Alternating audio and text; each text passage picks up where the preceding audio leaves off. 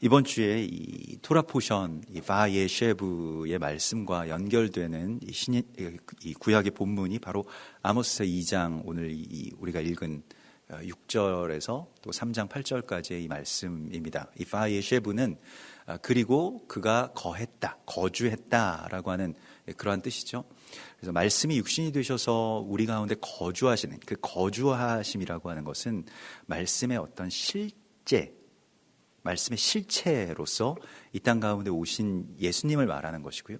또 그것이 우리의 삶 가운데서 우리가 하나님의 아들들로서 그렇게 세워지는 이 땅 가운데서 살아가는 그 모습, 그러니까 말씀을 우리가 어떻게 살아갈 것이냐, 그것이 이제 거주라고 하는 그 말에 다 포함이 되는 것입니다. 그러니까 뭐 요즘 어떻게 살아라고 이렇게 우리가 가끔 물어볼 때가 있잖아요. 요즘 사는 게 어때? 뭐 이렇게 물어볼 때 그 산다라고 하는 게 그 성경에서의 어떤 거주의 개념, 야샤브의 개념이겠죠. 그러니까 야샤브는 어디에 이렇게 앉아 있다, 앉는다라고 하는 그런 뜻을 갖고 있는데요. 일반적으로 이 히브리적인 어떤 관점에서 앉는다라고 하는 것은 말씀을 들을 준비가 되어 있다라고 하는 그런 뜻이 되겠습니다. 내가 주님의 음성에 온전하게 순종할 준비가 되어 있습니다라고 하는 것이 이제 앉아 있는다라고 하는 어떤 그런 표현이 되겠고요. 여기에서 우리가 거하는 것, 우리가 어딘가에서 살아가는 것이 그냥 내가 어떤 의식주를 해결하면서 살아가는, 뭐 그렇게 살다가 죽는 어떤 그러한 그 생물학적인 삶이 아니라 내가 어디서 산다라고 했을 때 주님과 함께하는 바로 그 삶을 야샤브라고, 예셰브라고 이렇게 말을 할 수가 있겠습니다. 그래서 거기에는 반드시 이제 하나님의 뜻, 그 아버지의 뜻과 예수님의 뜻이 우리를 주관하시는 어떤 그러한 그 일들이 있기 때문에 그 요셉처럼 고난을 받을 수밖에 없고요. 또 형제들이, 또한 세상이 나를 이유 없이 미워하는 그런 미움의 대상이 되기도 하고, 또 세상과 멀어지게 되는 어떤 여러 가지 일들을 겪으면서 점차 하나님의 그 나라와 그 의로 이제 가깝게 가게 됩니다. 또 오늘 이 아모스서의 말씀은, 우리가 아모스서는 이제 그 공의의 어떤 말씀이죠. 그 공의를, 또 정의를 이 강물처럼 이 땅 가운데 그렇게 흐르게 하라라고 하는 하나님의 엄준한 명령이 있고, 이스라엘 백성들이 심판을 당하게 되는 이유가 그 공의의 파괴 때문이다라고 하는 것을 지금 계속해서 아모스 선지자를 통해서 계속 선포하고, 또 그렇게 마치 찌르는 그 칼과 같이 이스라엘 백성들에게 아주 이스라엘 백성들의 치부를 그렇게 드러내는데, 그것은 우리의 치부이기도 합니다. 모든 제단 옆에서 이렇게 되어 있는데요. 그러니까 하나님을 예배하는 이러한 예배의 양 옆에 자신들의 어떤 그 욕망, 또 그 욕망으로 범죄하는 어떤 그런 범죄가 같이 예배의 대상이 되고 있다는 것입니다. 그러니까 주로 이제 돈을 섬기는 것, 다 사실은 그게 이제 그 돈을 섬기는 것이, 돈을 사랑하는 것이 일만하게 뿌리라고 말씀하신 것과 같이 모든 어떤 그런 그 우상숭배 가운데는 돈을 사랑하고, 그런 것들 가운데 어떤 그것 때문에 내 영혼을 팔고 또 그 음란하게 되고, 이러한 것들이 같이 이제 다 연결되거든요. 여기에 보면 전당 잡은 옷 위에 누우며 이렇게 되어 있습니다. 옷을 전당 잡힌다라고 하는 것은 히브리인들에게, 고대 히브리인들에게 있어서 옷이라고 하는 것은 그 오늘날의 어떤 뭐 이 크레딧 카드처럼 그 자기의 뭐 어떤 유일한 담보물일 때가 많았다고 합니다.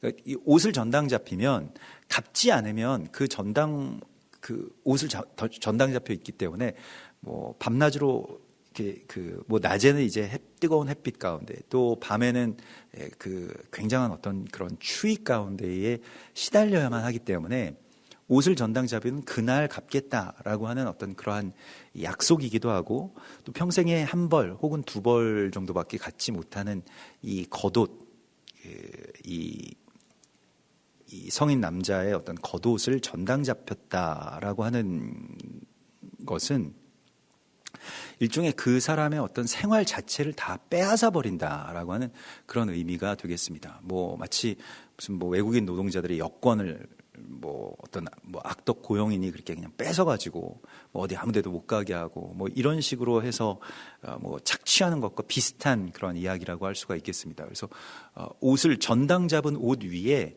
아주 자기는 평안하게 누웠다라고 하는 거예요. 우리가 이제 그 신명기에서도 보면 그 이 전당물에 대해서 말씀을 하시는데, 전당물을 그냥 말하자면 그 어떤 의복을 전당을 잡혔다라고 한다면 그 신명기서 24장의 말씀에서요, 24장 12절의 말씀에서 너는 그의 전당물을 가지고 자지 말고 해질 때에 그 전당물을 반드시 그에게 돌려줄 것이라, 이렇게 말씀을 하십니다.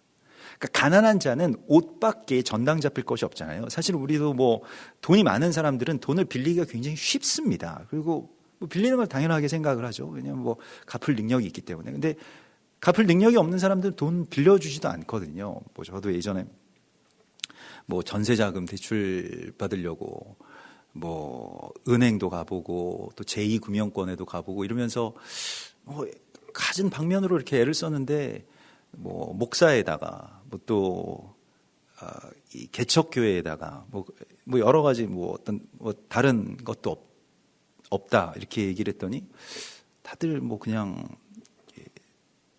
안 된다고 그런 말씀들을 하시더라고요. 그래서 그때 제가 처음 알았습니다. 돈이 없어서 빌릴 수가 없구나. 돈이 많아야지 빌릴 수가 있는 것이구나. 이런 생각을 그때 하게 되는데, 성경에서 가난한 자가 그 전당물을, 그 옷밖에 맡길 수 없는 그 전당물을 맡겼는데 그 전당물을 반드시 그에게 해질 무렵에 돌려주어야 되는데, 그리하면 그가 옷을 입고 자며 너를 위해 축복하리니 그 일이 여호와 앞에서 공의로움이 되리라, 이렇게 말씀하십니다. 그러니까 공의라고 하는 것은 돈을 빌려준 그 사람이 돈을 받아내는 게 공의라고 보통 일반적으로 이제 그냥 어떤 뭐 자본주의 시대에서는 그것을 공의라고 말할 수가 있겠습니다만은, 하나님의 법 아래에서는 당일에 그를 해방시켜 주는 것이, 또 그것을 혹시 못 갚았더라도 탕감해 주는 것이, 그냥 전당물은 먼저 돌려주는 것이, 전당물을 돌려주게 되면 언제 받을지 모르게 되고 또 못 받을 가능성도 굉장히 많이 생기게 되죠. 그럼에도 불구하고 그것을 돌려주고 그것이 너에게 축복이 될 것이다, 이러한 말씀을 주신다는 거예요. 근데 이것은 우리가 생각하는 어떤 세상적인 공의와 정의와는 조금 거리가 있습니다. 사람들은 뭐 그런 이 말씀, 특별히 뭐 하나님의 말씀 가운데서 자기 듣고 싶은 말만 듣죠. 그리고 지키고 싶은 것들만 지키고요.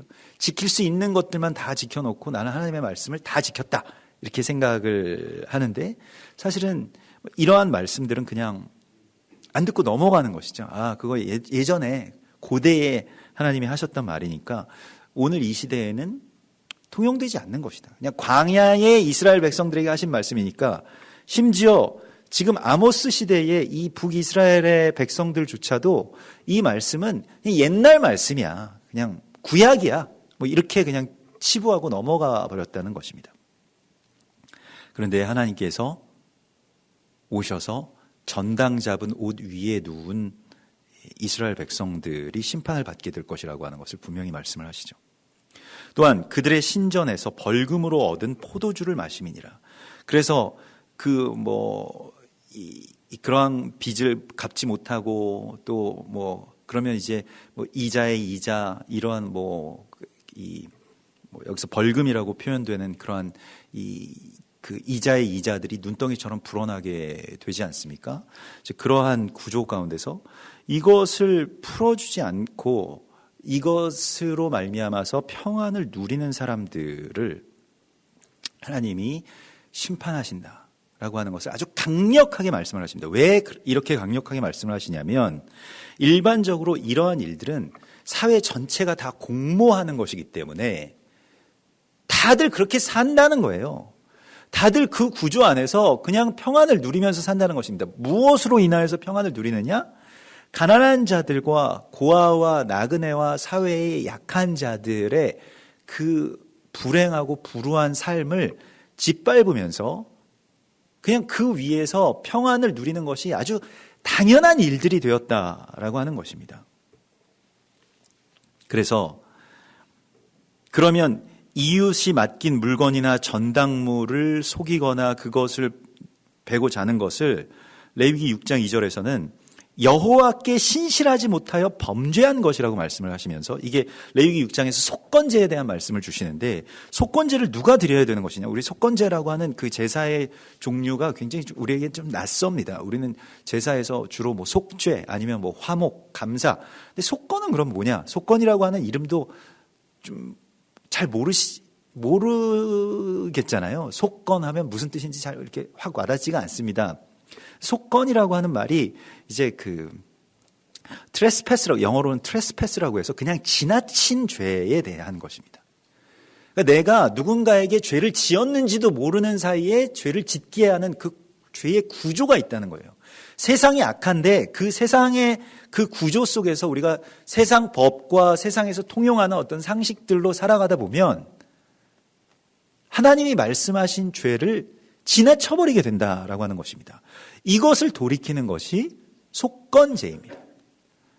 우리가 일부러 그렇게 하진 않지만 그렇다고 해서 또 일부러 그것을 지키려고도 하지 않는, 그냥 사람들 다 그렇게 사는데 뭐, 세상이 다 그런데 뭐 라고 생각하면서 그렇게 지나쳐버린 것에 대해서 이제 그것을 도둑질하거나 착취하고 또 그것에 대해서 부인한 경우에 그것을 돌이키라라고 말씀을 하십니다.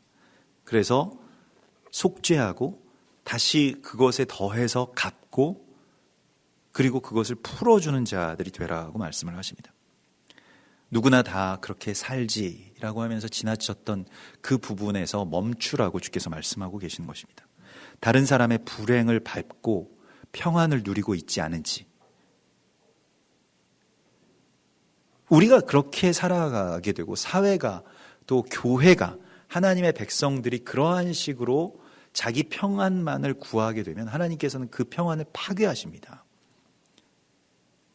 그래서 우리가 이 백성들을 포로 삼고 그들의 어떤 노역으로 말미암아서 나의 뭐 건물을 짓고 나의 어떤 평안을 누리고 하는 어떤 그러한 바로 왕처럼 될 것이냐, 아니면 히브리 노예를 풀어줌으로써, 히브리 노예를 해방시킴으로써 하나님의 부르심 가운데로 본격적으로 들어가게 된 모세의 길을 따를 것이냐의 그 갈래길에 우리가 서 있다라고 하는 것입니다. 그러면서 가난한 자들과 그 빚이 없이는 살아갈 수 없는 사람들을 너희는 어떻게 대하고 있느냐라고 하는 것에 대해서 계속해서 하나님은 우리 가운데 끊임없이 묻고 계십니다. 우리는 그것에 대해서 내 책임이 아니라고 생각합니다. 내 책임 아닌 것이죠. 그냥 그 개인의 어떤 그 이야기라고 생각을 하죠. 실제로 히브리인들 같은 경우에, 유대인들 같은 경우에도 그 가난이라고 하는 것은 어쩔 수 없는 일이 아니라 그냥 죄악이라고 생각하는 경향이 굉장히 많다고 합니다. 가난하면 네가 죄가 많은 거다. 가난한 것 자체가 죄다. 돈을 왜 안 버냐? 왜 못 버냐? 왜 그렇게 가난하게 살 수밖에 없냐? 그런 것에 대해서 그렇게 생각을 한다라고 하는 것이죠. 하나님은 그게 다 돈을 사랑하는 것에서부터 비롯된 어떤 생각이고, 하나님께서는 우리에게 그 가난한 자들이 곧 하나님이다라고 우리에게 말씀을 하시고 있습니다. 완전히 다른 생각이죠. 빌레몬서 1장 10절에서 우리가 빌레몬서를 보면, 이제 빌레몬서가 바울이 옥에 갇혀서 이 늙은 나 바울은 이렇게 말하면서 노년의 옥에 갇혀 있다라고 하는 것이, 그것도 이제 로마의 감옥에서 언제 처형당할지 모르는 그런 상황 가운데서 열심히 누군가에게 편지를, 오네시포로에게 편지를 써서 그 노예, 감옥에서 만난 어떤 한 노예가 있는데, 오네시모라고 하는 노예가 있는데 그 노예를 풀어줄 것을 간구하고 있습니다. 그러면서 이렇게 말하죠. 그게 이제 이 노예제의 시대 가운데서 로마 시대 뭐 그 이후에도 계속 그 노예제가 아주 확고한 노예제 위에 세워진 것이 이제 다 제국들이죠. 지금은 뭐 그런 일들을 대놓고는 할 수가 없겠습니다만은 그 당시에 정말 통용되는 어떤 상식에서 정말 혁명적인 편지를 쓰는데요. 어떻게 이야기를 하냐면 그 후로는, 그러니까 이후로는 그를 종과 같이 대하지 말자 이렇게 말합니다. 내가 오네시모를 위해서 간구하는데 그를 종과 같이 대하지 말고 종 이상으로 곧 사랑받는 형제로 둘 자라. 내가 특별히 그가 내게 그러하거든 하물며 육신과 주 안에서 상관된 내 계략. 그러므로 네가 나를 동역자로 알진대 그를 영접하기를 내게 하듯 하고 그가 만일 내게 불의를 행하였거나 내게 빚진 것이 있으면 그것을 내 앞으로 계산하라. 자기가 대신 갚아주겠다는 것입니다. 노예제의 어떤 기본은 먼저 빚을 지게 하는 것 아닙니까? 그리고 이제 노예를 삼게 되는 것이죠. 오늘날에도 다 마찬가지인데 빚을 먼저 지게 하고요. 거기에 복역하게 하는 것입니다. 그러니까 우리가 다 뭐 자동차도 그렇고 집도 그렇고 뭐 하다못해 휴대폰도 그렇고 모든 것에 대해서 뭐 대학교도 마찬가지고 교육도 다 마찬가지고 일단 빚을 지고 그 일을 한 다음에 이제 나중에 그것을 이제 갚는 어떤 그런 구조를 만들어 놨죠. 근데 사실은 그것이 이제 노예로서 복역하게 되는 것입니다. 그것을 다 갚기 전에는 자유함이 없고 그것을 다 갚기 전에는 내가 그냥 노예로서 거기에 매여서 살 수밖에 없기 때문에. 그런데 그 빚을 갚기 전에 또 빚을 지게 되고 빚을 갚기 전에 또 빚을 지게 되는 어떤 그런 구조 안에 우리가 이제 살아가게 되죠. 그래서 평생을 그냥 그 안에 매이면서 살아가는데 문제는 이제 그것이 내가 매인 것인지도 모르는 사이에 나는 빚이 없는데 뭐 이렇게 이야기를 하면서 우리가 살아갈 수도 있겠습니다만은 우리가 살아가면서 가져야 되는 것, 또 우리가 살아가면서 먹어야 되는 것, 우리가 살아가면서 써야 되는 그런 많은 것들이 한순간에 그것을 하기 위한 어떤 공급, 소득이 내게 끊어진다라고 하는 것이 우리에게 있어서는 일종의 어떤 공포죠. 우리가 그것에 대해서 두려움을 느끼고 있다라고 한다면 그것은 이미 우리에게 결박이라고 하는 것입니다. 그러니까 현대의 노예들은 자기가 묶인지도 모른 채로 이 쇠사슬과 또 발에 어떤 그 쇠고랑을 채우지 않았을 뿐이지 묶이지 않은 채로 뭐 어디를 도망가겠습니까? 어디에 가서 이렇게 피할 수가 있나요? 뭐 최근에도 무슨 뭐 비투 운동이다라고 해서 그 부모가 그 빚진 것이 이제 자녀들에게 뭐 특히 연예인들 뭐 그 자녀들에게 그렇게 그것을 이제 책임을 묻는 뭐 그런 이 일들이 있는데 이 세상이 다 그게 뭐 한두 명의 이야기가 아니라 굉장히 많은 사람들이 그렇게 어딘가에 매여서 살아갈 수밖에 없는 어떤 그런 세상의 구조가 만들어져 있다는 것이죠. 그 세상을 만들어 놓은 것에서 돌이키라고 말씀하시는 것이 아모스서 2장의 말씀입니다.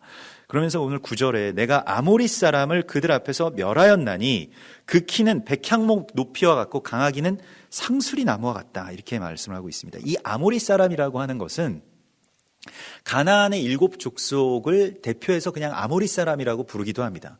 그러니까 하나님께서 이 창세기서 15장에 그 아브라함과의 횃불 언약을 맺으실 때에 이 땅에 대한 언약을 맺으실 때가 있었거든요. 땅에 정말 도장을 찍는 마치 그런 계약인데 너의 자손은 4대 만에 이 땅으로 돌아오리니 이는 아모리 족속의 죄악이 아직 가득 차지 아니하였기 때문이다 라고 말씀을 하고 있습니다. 그래서 아모리 족속의 죄악이 가득 찰 때까지 기다리신다라고 그렇게 말씀을 하시는데 여기서 아모리라고 하는 말은 그 탁월한 평판을 가진 자들을 말합니다. 그러니까 사람들이 다 오늘도 여기서 보면 키가 백향목 높이와 같고요. 강하기는 상수리 나무 같다라고 하는 거예요. 그러니까 뭐 아주 번듯한 뭐 부자 혹은 뭐 사람들이 다 칭송하는 어떤 그런 권력자라고 하는 것입니다. 근데 하나님 나라의 구조를 우리 가운데 보여주실 때 이 아모리 사람들을 연약한 이 히브리인들이 가서 몰아내서, 그러니까 그것을 진멸시켜서, 그러니까 권능이 탁월한 자들이 그 땅을 완전히 어떻게 보면 그 바알의 땅으로 오염시키고 땅에서 사람들을 압제하고 피를 흘리는 그러한 땅으로 만들었던 것에서 이제 히브리 사람들, 하나님의 백성들이 그 땅에 들어가서 그 구조를 진멸시키는 이야기가 가나안 땅의 회복 이야기입니다. 그러니까 이게 지금까지도 계속해서 우리에게 말씀하고 있는 그런 내용인데, 아모리 족속을 몰아내고 하나님의 나라를 회복하라 라고 하는 것입니다. 사람들이 원하는 이 삶의 지향점이 아모리예요. 그러니까 누구나 내가 다른 사람들에게 아주 그 탁월한 평판을 받고 싶고, 내가 높은 자가 되고 싶고, 내가 강한 자가 되고 싶고, 그래서 사람들이 나를 칭송하고 저 사람 대단한 사람이야 라고 하는 것을 듣기를 원하는 이 세상 가운데서 낮은 자, 또 연약한 자, 지극히 작은 자 한 사람을 향해서 나아가는 완전히 다른 이 땅의 어떤 해방을 이룰 자들로 하나님의 백성들을 세우시고 예수아를 세우시고 우리를 세우셔서 보내신다는 것입니다. 그래서 이 일을 행하라고 말씀을 하십니다. 그러니까 아모리라고 하는 것은 자기가 높아지고 권능이 탁월해지고 강해지면 그거 우리가 때로는 그것을 종교적으로 포장할 때 그게 하나님의 영광이다, 내가 그거 하나님께 영광 돌리는 것이다, 이렇게 말하는 경우도 있는데 하나님은 그것을 영광으로 받으시지 않습니다. 이사야서 14장 12절에 보면 너 아침의 아들 계명성이여 어찌 그리 하늘에서 떨어졌으며 너 열국을 엎은 자여 어찌 그리 땅에 찍혔는고 네가 내 마음에 이르기를 내가 하늘에 올라 하나님의 뭇별 위에 내 자리를 높이리라. 가장 높은 구름에 올라가 지극히 높은 이와 같아지리라 하는도다. 그러니까 사단은 높아지려고 하는 속성을 가진 그 마음을 우리 가운데 계속해서, 그 마음을 가진 자가 사단이라는 거예요. 사람의 칭송을 받고 위로 올라가고 강해지자라고 하는 이 명예와 권력과 힘에 대한 어떤 욕구, 이것이 바로 아모리의 정체성이라고 한다면 하나님의 백성들의 정체성은 낮은 곳으로 내려가서 지극히 작은 자 한 사람을 붙들어 세우는 그러한 이 혁명을, 그러한 이 복음의 해방을 이루는 자라고 말씀을 하시고 있습니다. 강한 자가 돼서 서로를 짓밟고 밟고 올라가야 너희가 살 수 있다라고 가르치는 어떤 적자 생존, 약육 강식의 어떤 세계관 속에서 우리도 피투성이가 돼서 살아가고, 또 자녀들도 이 검투장에 그렇게 내보내야만 하는 어떤 그 삶에서 돌이키라고 주께서 말씀을 하십니다. 낮은 자의 하나님, 지극히 작은 것의 어떤 귀중함과 소중함과 그 가치를 깨달아 알 수 있는 그 눈을 하나님께서 열어주시는 것이, 그것이 우리의 자유이고 참된 안식이라고 말씀을 하시고 있습니다. 그래서 오늘도 이 토라포션의 이번 주 토라포션의 마지막 이야기 가운데서 요셉이 감옥에 같이 갇혀 있던 그 감옥 동료인 술 맡은 관원장과 떡 맡은 관원장의 이야기가 나오는데요. 술 맡은 관원장은 살고 떡 맡은 관원장은 이제 사흘 후에 죽었는데, 떡 맡은 관원장의 꿈에 대해서 요셉이 대답하는 장면이 오늘 이제 토라포션의 말씀이었습니다. 그래서 창세기 40장에 보면 그 떡 맡은 관원장이 어떤 꿈을 꾸냐면, 광주리가 3단으로 쌓여 있는데 맨 윗 광주리에 바로를 위하여 만든 각종 구운 음식이 있는데, 그런데 술 맡은 관원장은 그 왕에게 포도주를 따라주는 꿈을 꿨고요. 떡 맡은 관원장은 맨 위에, 내가 머리에 위로 아주 높이 올린 그 광주리 맨 윗칸에 그것을 새들이 와서 내 머리에 광주리에서 그것을 먹더라, 이렇게 말하면서 새 광주리와 새들이 와서 먹은 것에 대해서 요셉에게 꿈의 해몽을 부탁하는데, 요셉이 당신은 사흘 안에 죽는다, 그러면서 당신을 그 사람들이 머리를 들고 나무에 달리니 새들이 당신의 고기를 뜯어먹으리이다, 이렇게 말을 하고 있습니다. 누가복음 13장 18절에서도 하나님의 나라가 무엇과 같을까? 내가 무엇으로 비교할까? 마치 사람이 자기 채소 밭에 심은 겨자씨 한 알 같으니 자라 나무가 되어 공중의 새들이 그 가지에 깃들였느니라. 공중의 새들이 깃들인다라고 하는 것은 뭐 좋은 의미로 해석할 수도 있고요. 또 오늘 이 요셉의 꿈의 해몽처럼 안 좋은 의미인 경우도 굉장히 많이 있습니다. 공중의 새, 공중 권세를 잡은 자, 뭐 이러한 어떤 대적이 깃들이기 쉬운 구조가 어떤 구조냐? 굉장한 상승 구조, 아모리인들과 같이 높아지고 탁월해지고 사람들의 칭송을 받는 바로 그 지점이라는 것입니다. 그래서 좁은 문으로 들어가기를 힘쓰라라고 하는 말씀이 그것과 연결해서 하나님께서 말씀을 하시거든요.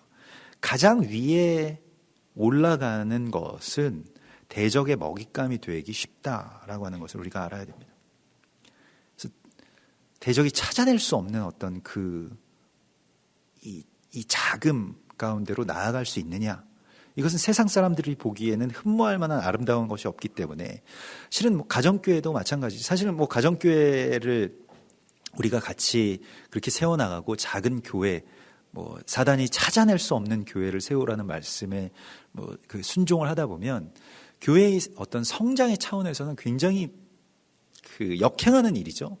한 달에 예배를 뭐 격주로 드리고 복잡하기도 하고 목사도 없는데 그 주일날 뭐 예배를 드려야 된다. 뭐 찬양팀의 반주도 없이 뭐 예배를 드려야 된다라고 하는 것이 그 오랫동안 목사 중심의 또 예배당 중심의 어떤 그러한 예배와 또 그런 생활에 우리가 이렇게 적응해온 그 우리에게 있어서는 굉장히 힘든 일이라고 할 수밖에 없습니다. 그럼에도 불구하고 대적이 찾아낼 수 없는 교회, 그러니까 너무 아래에 있어서 공중의 새들이 내려올 수 없을 만큼 아래에 있는 그러한 교회와 또 그러한 구조 가운데서 가장 안전함을 또 가장 평안함을 우리가 누릴 수 있다라고 하는 것이 성경의 지혜입니다. 그래서 맨 윗 광주리를 향해서 아모리인들처럼 맨 위에 그 아주 탁월함을 향해서 나아갈 것이냐, 아니면 주님의 사람들이 가장 낮은 곳으로 내려갈 것이냐라고 하는 것의 어떤 그 중심에 지금 하나님이 오늘 우리에게 주시는 말씀이 있는 것이고요. 그러면서 이렇게 사회의 공의와 정의가 파괴될 때 어떤 일들이 있냐면, 너희 아들 중에서 선지자를 내가 너희 중에서 나실인을 일으켰나니 이스라엘 자손들아 과연 그렇지 아니하냐, 이는 여호와의 말씀이니라. 그러니까 나실인과 선지자들이 파괴된다는 거예요. 그 거룩이 파괴된다는 것입니다. 사실 그러면서 하나님께서 또한 책망하시는 말씀이 있는데, 너희가 왜 그 존귀함을 잃었느냐라고 하는 거예요. 너희가 그렇게 이 세상에 속한 사람이냐라고 하는 것에 대해서 묻고 계시는 것입니다. 너희의 아들이 선지자고 너희의 자녀가 나실인으로서 그렇게 구별된 자들인데 부끄럽지도 않냐는 거예요. 아들 복이 부끄럽지 않냐는 겁니다. 자식 복이 부끄럽지 않냐는 거예요. 그렇게 존귀하게 하나님께서 세워주셨는데, 그것도 거룩한 구별된 자로서, 선지자라고 하는 것은 네비임이라고 해서 하나님의 영이 함께 하신다라고 하는 이 나바에서 나온 말입니다. 그 영이 함께하는 자를 선지자라고 표현하고 있는 것입니다. 요셉이 바로 그런 선지자였죠. 그러니까 바로가 나중에 그 바로 왕이 나중에 그 창세기 41장 38절에 보면 그 신하들에게 이렇게 말합니다. 이와 같이 하나님의 영에 감동된 사람을 우리가 어찌 찾을 수 있으랴, 이렇게 말합니다. 하나님의 영에 감동된 것을 태양신을 섬기는 바로도 알았다는 거예요. 너무 명백하게. 그래서 하나님의 영이 함께 하시는 그 존귀함, 그것을 너희가 왜 잃어버렸느냐라고 말씀을 하고 있습니다. 그 공의의 파괴라고 하는 것은 하나님의 그 거룩함을 잃었을 때 일어나는 일들이고요. 그것이 파괴된 것에 대해서 다시 돌이키라고 말씀을 하시는데, 고린도전서 13장 16절에서 너희는 너희가 하나님의 성전인 것과 하나님의 성령이 너희 안에 거하시는 것을 너희가 알지 못하느냐, 이렇게 말씀을 하시죠.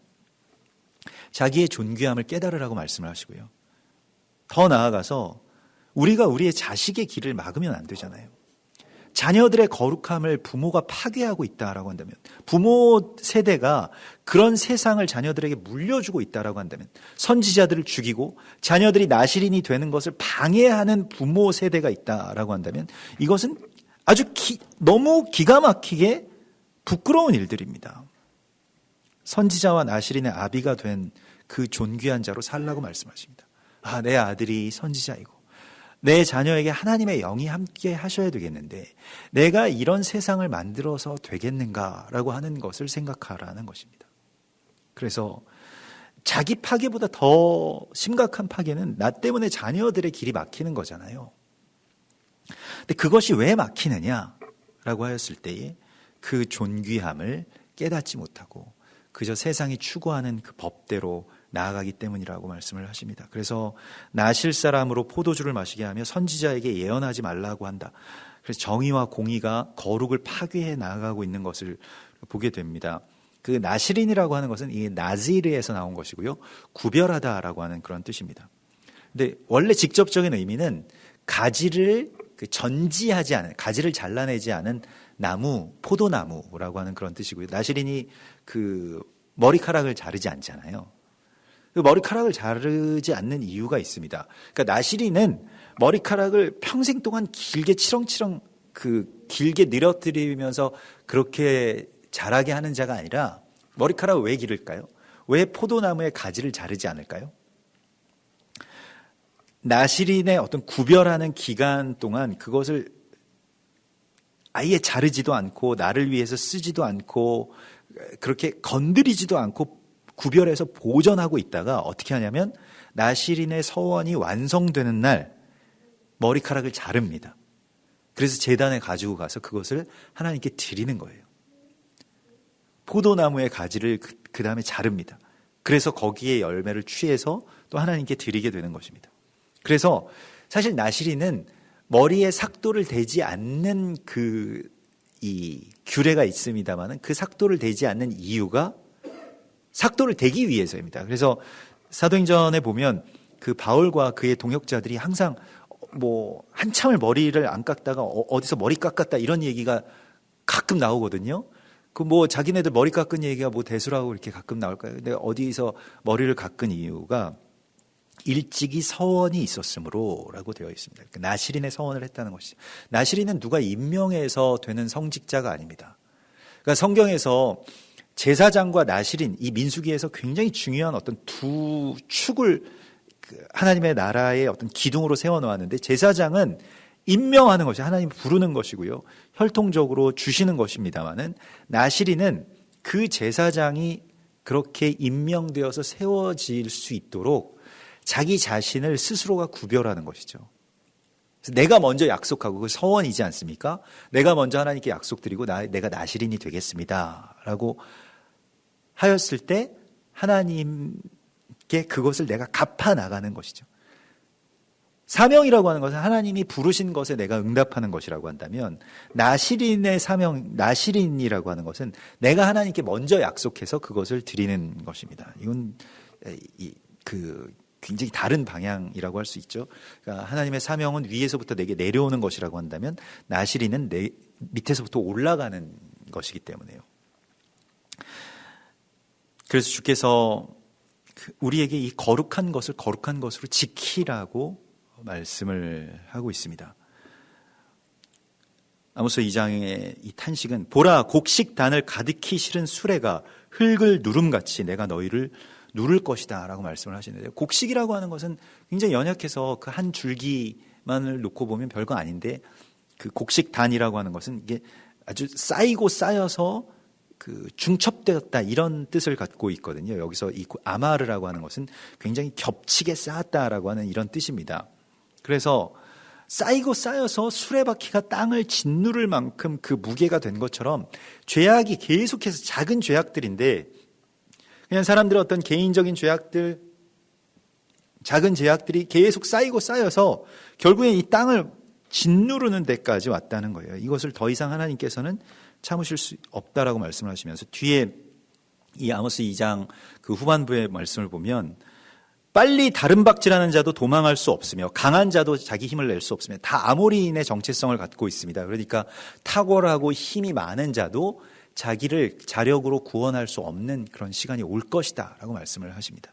근데 우리는 그 전에 이런 것을 숭배한다는 것이죠. 돈이 많아서, 능력이 많아서 어려운 상황을 다 내가 타개해 나갈 수 있을 만큼이 되어야 그제서야 우리에게 평안이 있다. 그러기 위해서는 가난한 자들의 어떤 아픔쯤은 우리가 그냥 모른 척하고 지나갈 수 있도록 그렇게 다 같이 공모하자라고 하는 것을 사회적으로 뭐 전체 국가가 다 합의를 해놓고, 또 그렇게 합의하기도 전에 그냥 이미 그런 시대를 만들어 놓고 우리가 더 이상 하나님께서 구별해 주신 제사장의 삶, 선지자의 삶, 하나님의 영이 함께하는 삶, 하나님께 구별되어서 드려진 그 나실인의 삶을 드리지 못하도록 만드는 어떤 그러한 이 지극히 세속적인 그 욕망을 숭배하는 그러한 세상을 만들어 놓은 것을 하나님께서 심판하시겠다라고 말씀을 하십니다. 하나님을 잘 믿어야 되겠는데, 근데 하나님을 잘 믿는 것이 만일 우리 삶의 어떤 형편과 방편이 나아지기 위한 어떤 도구가 된다라고 한다면 하나님은 항상 2순위, 3순위, 후순위로 계속해서 밀리게 될 수밖에 없습니다. 당연히 자녀들은 하나님보다 더 중요한 것들이 생기겠죠. 오늘날에 대학이 또 다른 어떤 종교라고도 이야기를 하죠. 우리 무슨 기독교, 천주교, 불교, 그 다음에 대학교 이렇게 이야기를 하는데, 그것을 숭배한다. 거기에 들어가서 또 이제 직장에 들어가고, 그래서 가장 중요한 어떤 가치들은 어쨌든 돈을 버는 것이다라고 하는 것이 오늘날의 어떤 합의된 어떤 사람들의 가치의 상식입니다만은, 그게 아니다라고 하는 것이 성경에서 계속해서 말씀되고 있음에도 불구하고 참 이런 그 말씀들을 이렇게 우리가 접하고 또 전하기도 하고 듣기도 하면, 그럼 어떻게 살아가라는 말이냐? 이게 우리는 땅에서 이게 밥을 먹고 또 집에서 살아가야 되는, 이 거주해야 되는 사람들이잖아요. 그러면 어떻게 살아가야 되냐? 소득 없이 그러면 어떻게 사냐는 거예요. 그게 우리에게 있어서 이제 가장 큰 문제죠. 하나님께서는 우리에게 이렇게 말씀을 하셨습니다. 그러니까 우리가 갖고 있는 어떤 소득 없이 어떻게 살아가냐라고 하는 어떤 그 두려움에서 빠져나와서 공중나는 새를 보라, 들에 핀 백합화를 보라. 그러니까 하나님께서는 다 먹여주시고 입혀주실 만큼 주시겠다고 약속을 하신 거예요.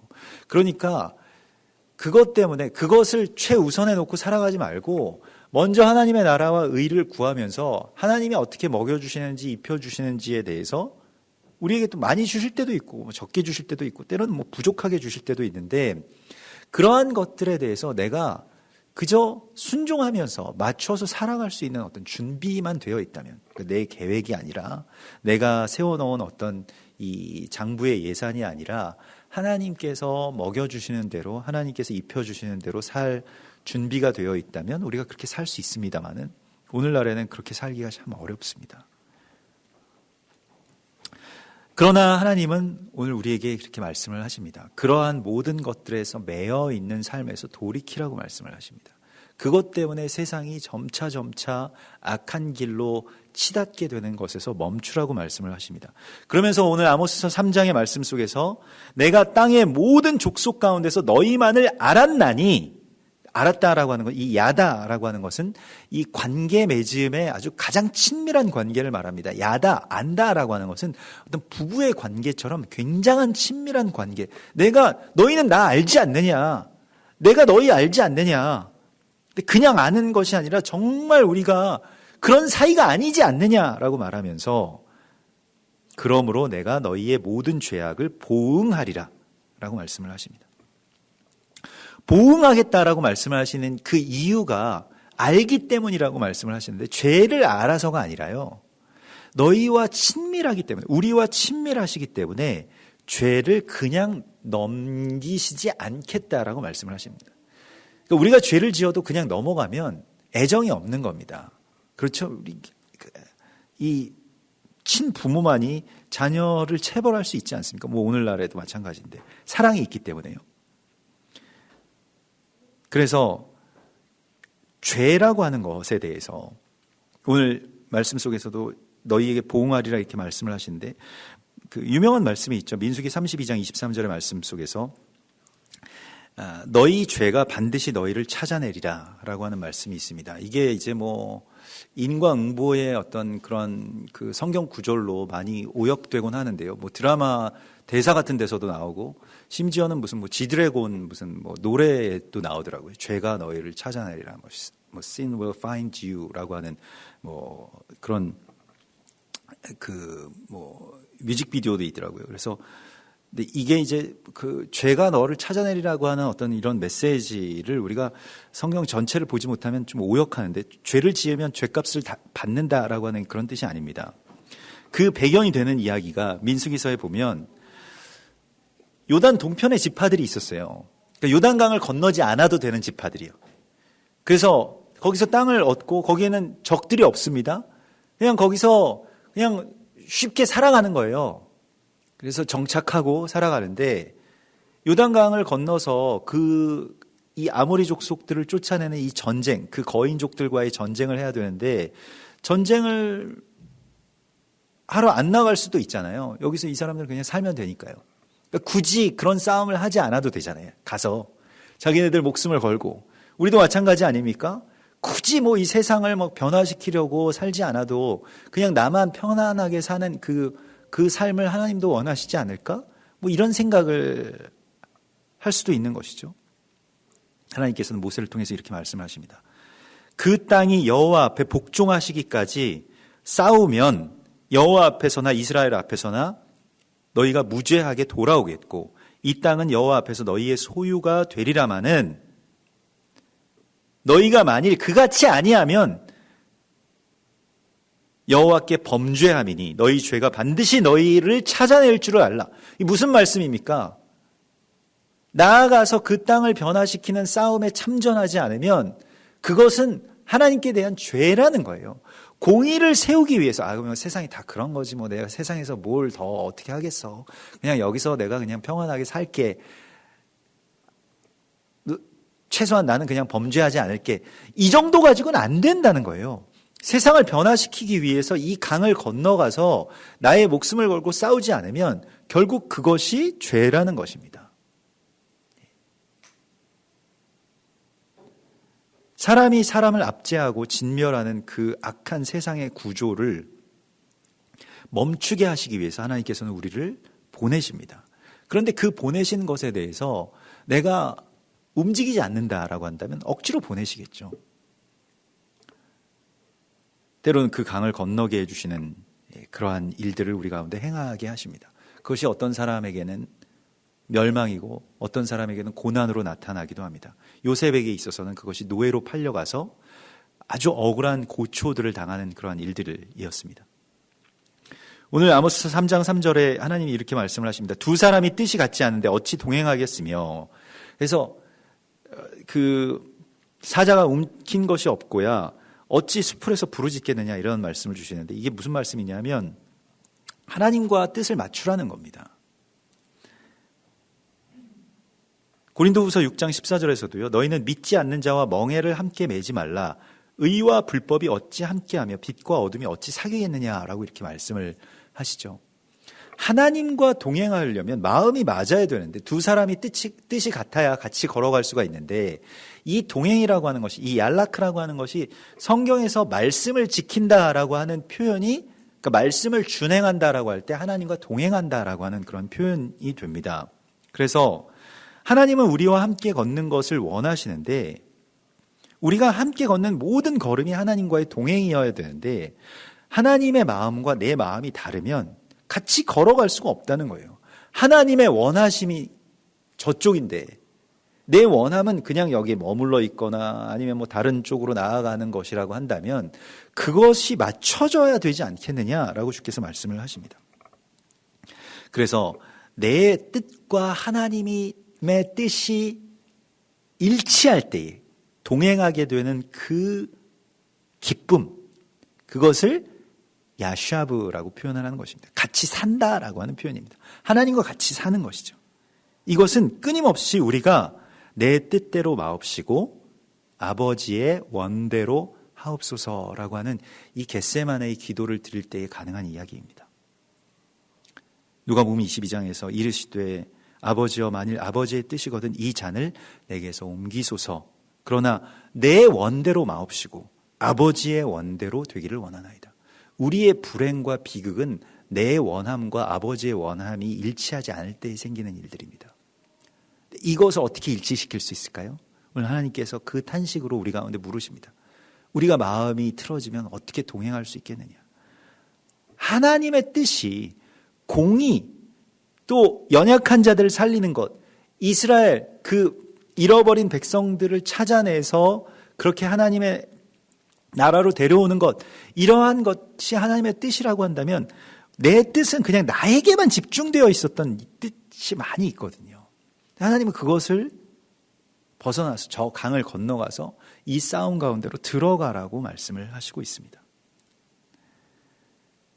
그래서 참된 공의라고 하는 것은 이 사회 정의를 부르짖고 이걸 세우고 뭐 불합리한 것들을 타파하는 것으로 세워지지 않습니다. 공정사회를 만든다라고 하는 이 이야기들을 우리가 정권이 바뀔 때마다 계속해서 들어왔습니다만은 제대로 되는 것을 좀처럼 볼 수 없습니다. 그게 누구 한 사람만의 문제가 아니기 때문에 그럴 것입니다. 그래서 성경에서는 이것이 하나님의 마음을 내가 받아들일 때, 하나님의 원하심을 나의 원함으로 삼을 때에 성취된다라고 말씀을 하십니다. 그리고 그분은 언제나 우리에게 서로 사랑하는 것이 곧 공의라고 말씀을 하십니다. 사람의 이기심을, 그 이기심으로 말미암아서 세워지는 이 세상을 이기는 힘은 그런 어떤 공평과 공정이 아니라 사랑입니다. 사랑이 이걸 이기는 것입니다. 미가서 6장 8절에 사람아 주께서 선한 것이 무엇임을 내게 보이셨나니 여호와께서 내게 구하시는 것은 오직 정의를 행하며 인자를 사랑하며 겸손하게 내 하나님과 함께 행하는 것이 아니냐. 그러니까 우리가 겸손하게 하나님의 마음을 구하고 하나님과 함께 행하다 보면 하나님은 우리에게 늘 사랑하라고 말씀을 하시는데 그것이 공의가 되는 것입니다. 공의, 정의, 공평, 이것은 사랑에서 나올 때에만 참된 힘을 가질 수가 있습니다. 캐치프레이즈로 되는 것이 아니라는 거예요. 내 주장으로 되는 것이 아니라고 하는 것입니다. 그래서 하나님께서 우리에게 이러한 모든 정의의 근원으로서 또 정의의 통로로서 이 땅 가운데 그리스도 예수와의 그 거하심을 나타내는 자들이 되라고 말씀을 하십니다. 우리가 어떻게 하나님과 동행할 수 있을까요? 하나님은 오늘 우리에게 전당 잡혀서 또 그 옷을 빼앗긴 채로 덜덜 떨고 있는 어떤 사람이 있는지를 살피라고 말씀을 하십니다. 또 그러한 것을 나도 모르는 사이에 공모한 어떤 그러한 이 세상의 구조와 싸우라고 말씀을 하십니다. 그렇다고 해서 무슨 어떤 투쟁을 향해서 나아가자는 것이 아닙니다. 하나님께서는 우리 한 사람 한 사람의 삶을 통해서 바울이 노예 해방의 수천 년 전에 이미 자신의 삶 가운데서 노예 해방을 부르짖었던 것처럼 우리의 삶 속에서도 이 세상이 변화하지 않는다라고 해서 미리 포기하고 아무것도 하지 않는 어떤 그러한 삶이 아니라 나의 삶의 어떤 작은 부분들 그 하나하나가 하나님의 원하심에 맞춰지는 그런 참된 동행과 또 참된 기쁨을 주 안에서 누리기를 소망합니다. 우리 같이 기도하겠습니다. 주여, 우리도 비록 갇혀 있지만은 그러나 우리가 이 땅을 자유케 하는 자들 되게 하여 주시옵소서. 주여, 우리의 연약함 가운데 머물러 있지 않게 하시고 주님이 내게 거하시고 나도 주님 안에 거하는 참된 자유와 주님의 강력한 부르심 가운데 응답하게 하여 주시옵소서. 주여, 세상의 어둠 가운데에 결박당하여 있는 이 땅과 그 땅에 속한 사람들을 향해서 나아갈 수 있는 담대함을 우리에게 허락하여 주시고, 우리가 주님의 원하심과 온전히 한 마음 되어서 주와 한 걸음 한 걸음 동행할 수 있도록 인도하여 주시옵소서. 주님의 마음을 더 우리에게 부어주시고, 주님, 나의 욕망과는 상관없는 주님의 부르심에 우리가 온전하게 응답하고 또 나 자신을 구별해서 드릴 수 있도록 우리에게 그러한 믿음과 또 주님의 원함을 채워주시옵소서. 오늘 이 밤에 주께서 주시는 참된 샤밧의 안식이 우리 가운데 있기를 원하나이다. 우리의 가정 가운데 주님의 참 빛을 비추어 주셔서 우리의 자녀들과 한 상에 둘러앉아 함께 먹고 마시며 또 주의 말씀을 나누는 그 기쁨들이 우리 안에서 넘쳐나게 하여 주시옵소서. 주님의 나라가 주여 우리의 가정 가운데 또 우리의 교회 가운데 온전하게 임할 것을 믿사오며 다시 오실 예수와 메시아의 이름으로 감사하며 기도드리옵나이다. 아멘. 하늘에 계신 우리 아버지시여, 이름이 거룩히 여김을 받으시오며 나라에 임하옵시며 뜻이 하늘에서 이룬 것 같이 땅에서도 이루어지이다. 오늘날 우리에게 일용할 양식을 주옵시고 우리가 우리에게 죄 지은 자를 사하여 준 것 같이 우리 죄를 사하여 주옵시고 우리를 시험에 들게 하지 마옵시며 다만 악에서 구하옵소서. 대개 나라와 권세와 영광이 아버지께 영원히 있사옵나이다. 아멘.